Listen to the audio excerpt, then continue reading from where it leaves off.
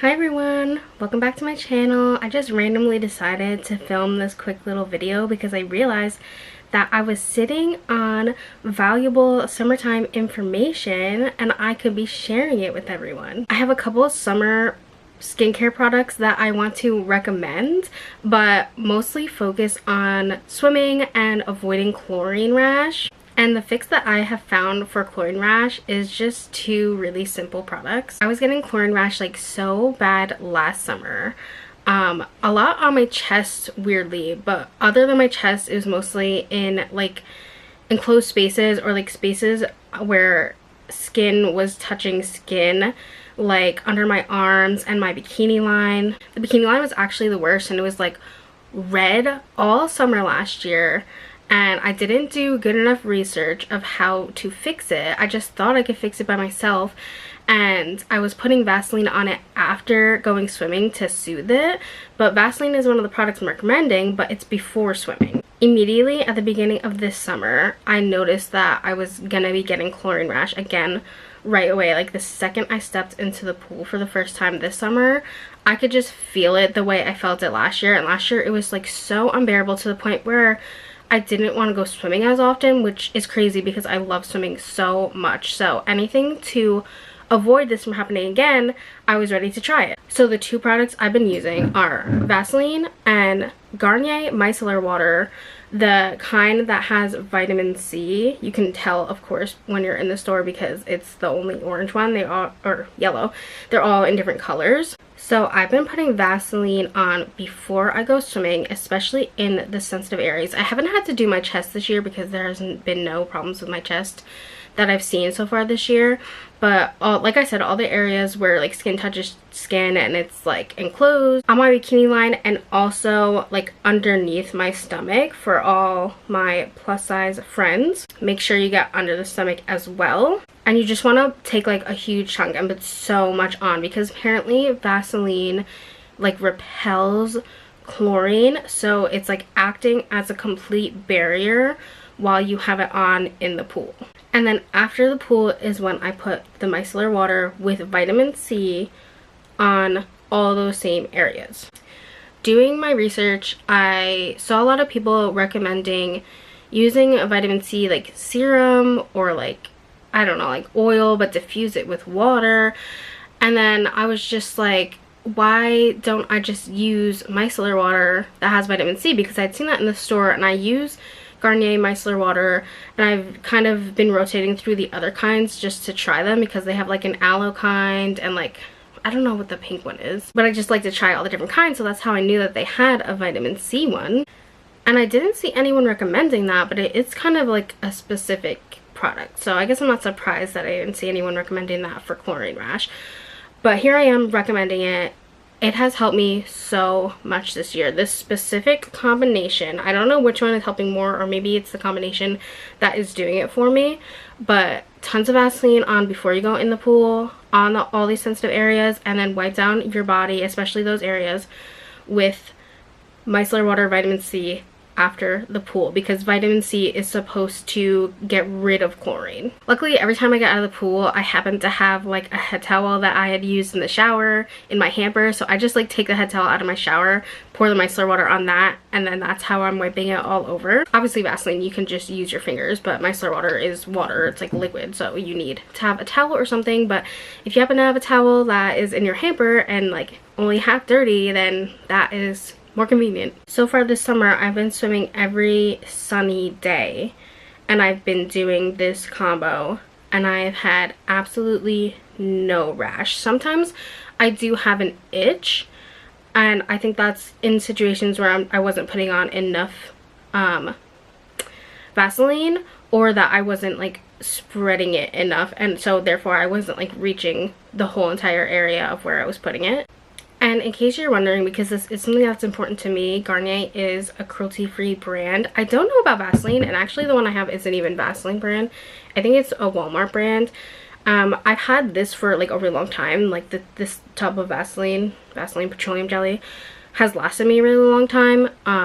but once I run out of this and go back and want to buy a new one, I will do more research into what brands are cruelty free. But I buy Garnier a lot, so I know that that brand is cruelty free. And then there's a couple other products that I want to recommend, not related to the chlorine rash situation, but this next one is related to swimming.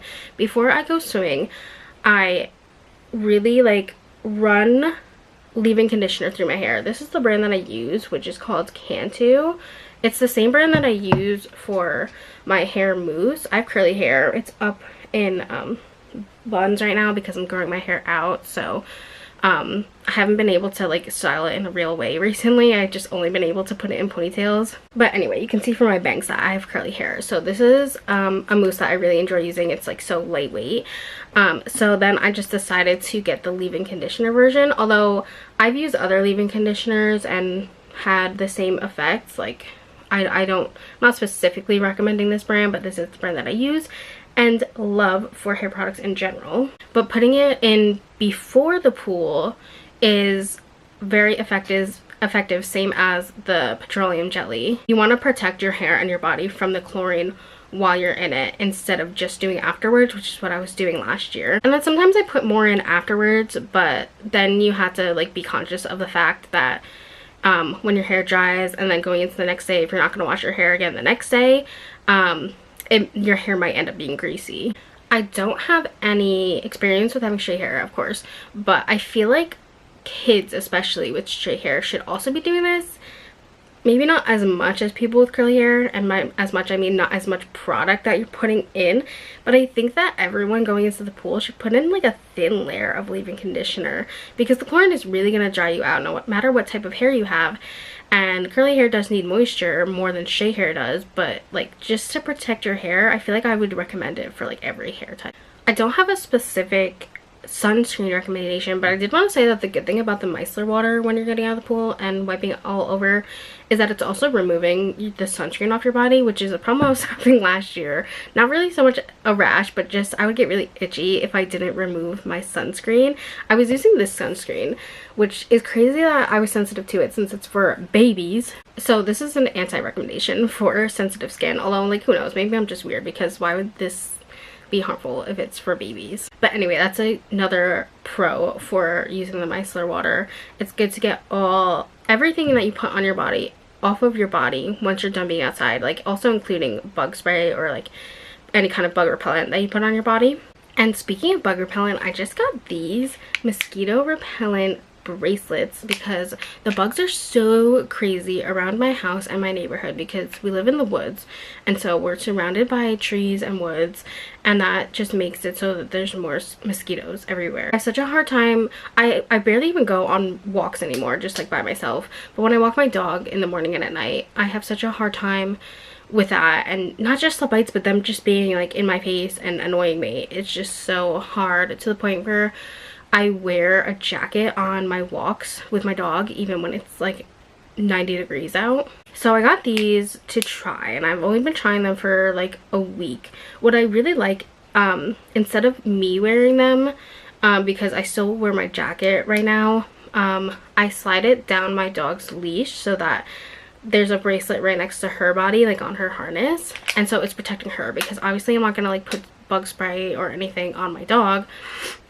We do put like flea and tick stuff on her, but like I don't want mosquitoes to be annoying her, so this is a way to like have some sort of repellent around her. And it was $10 for a 10-pack. I'll link in my description where I got this on, because I got it from Amazon. The other stuff I probably got from Walmart, I'm pretty sure.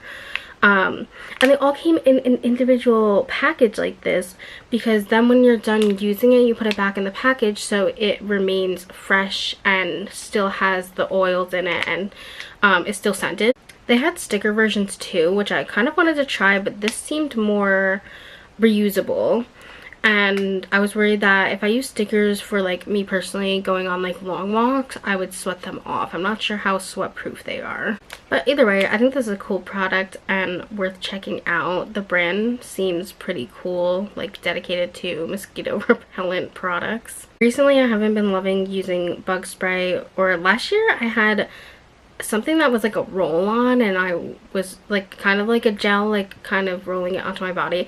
I lost it, so I would have kept using that this year, but I lost it and I wasn't super into it enough to buy another one. Like, I wanted to just search for different solutions for this. I've heard that mosquitoes and bugs just like are continuing to evolve to the point where the bug spray that we use isn't going to work on them anymore, so that makes me feel like it's not worth putting that stuff on my body just for it to not work, and to also be like another thing I'm putting on my body that I had to wipe off at the end of the day and is like irritating my skin. And the last thing that I want to recommend is something that I've been using for years, which is Dove spray deodorant. I specifically always get the men's one. I don't know if the women's one is much different, but I mean, it's a good deodorant, but I more so recommend it in the summertime for putting it on your thighs to prevent chafing. I know that they do make good products that are like specific for that, which I've never tried before. I've always been a deodorant on my legs type of person,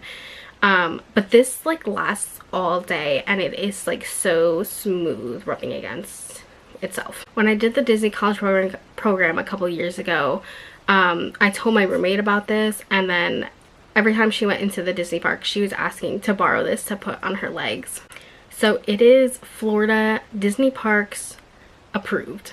I think that that's all that I have to recommend today. Kind of a quick video, but I was just like thinking about it last night when I was going to bed, and I was like, I want to share this information with people, and then I remember that I can do that on my YouTube channel. I don't have a lot of other social media accounts where I am like super active in the same way that I am on my YouTube channel. I am a little bit on my TikTok, but between TikTok and YouTube I prefer filming like nice YouTube videos on my camera and editing them instead of like doing a 2-minute quick TikTok on my phone. I see people use Threads a lot, and I use it sometimes just to look at things, but like I am never active on there, and I'm starting to wonder if I should be. Let me know in the comments if you like love Threads or not. So that's it for this video. I know that the next video that I want to film, which I was planning on doing this week and I never ended up doing it, is I want to try out making t-shirt yarn. So we're going back to crochet content, make t-shirt yarn and make a bag out of it. I've been planning that video for a couple months, but I just like haven't gotten around to it, and I've been taking a break from crocheting since the tutorial that I uploaded, which is my last video, just to let my wrists have a rest. So that's just something new that I want to try, and might as well film it and let you guys watch me either succeed or fail. And then after that we'll see what kind of activities I have going on in August. Thanks for watching.